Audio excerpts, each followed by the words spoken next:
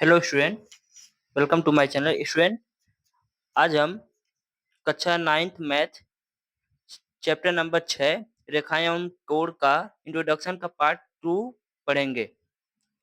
पहले पार्ट में मैंने कोण के बारे में बताया था और इस वीडियो में कुछ और महत्वपूर्ण बातें हैं जो मैं आपको बताने वाला हूँ। तो दोस्तों, इस इंट्रो को पार्ट 1 और पार्ट 2 को आप ध्यान से पढ़िए और इसको पढ़ने के बाद ये चैप्टर आपके लिए पूरा आसान हो जाएगा। ठीक है दोस्तों, तो चलिए वीडियो को शुरू करते हैं।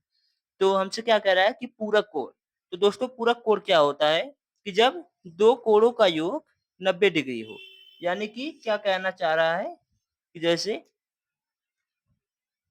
मान लीजिए आपका जैसे इस प्रकार कोई कोण हो और बीच में एक प्रतिच्छेदी रेखा जाए।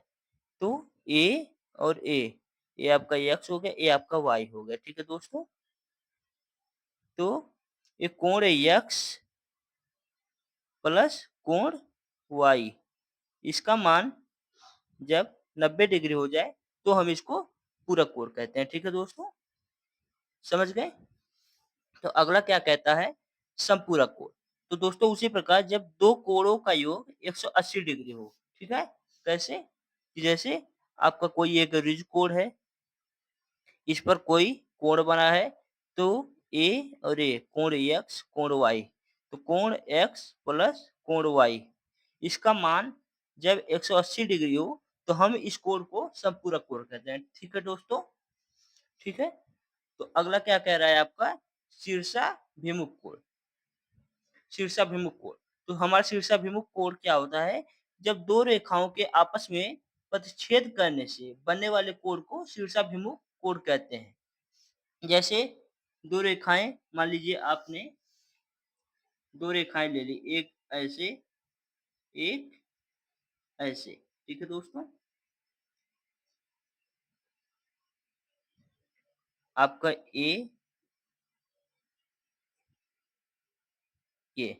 ठीक है दोस्तों, तो दो रेखाओं जैसे देखिए, एक रेखा ये है, एक रेखा ये है, दोनों आपस में प्रतिच्छेद कर रही हैं, तो इन कोण को शीर्षाभिमुख कोण कहते हैं। शीर्षाभिमुख मतलब क्या होता है कि इसके आमने सामने के कोण बराबर होते हैं। यानी कि ए बी सी डी, यानी कि कोण ए बराबर कोण बी और कोण सी बराबर कोण डी। ठीक है दोस्तों, समझ गए? उसके बाद आपका अगला क्या कह रहा है, रैखिक युग्म। प्रतिच्छेद मतलब दोस्तों, प्रतिच्छेद मतलब वही कि दो रेखाएं जब आपस में काटते हैं तो इसको ही प्रतिच्छेदी रेखाएं कहते हैं। और यदि ये दोनों रेखा आपस में ना काटे तो इनको अप्रतिच्छेदी रेखाएं, या फिर अगर इनके बीच की दूरी, ये जो दूरी है ये सभी बिंदुओं पर समान है, तो तब इनको हम समांतर रेखा कहते हैं। ठीक है, समांतर रेखाएं।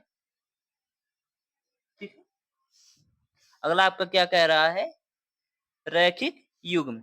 रैखिक युग्म क्या होता है दोस्तों, कि जैसे जब कोई ऋज कोण पर एक कोण हो और दो आसन्न कोण बने हो, यानी कि ए बी, कोण ए तथा कोण बी, ये दोनों रैखिक युग्म है। ठीक है,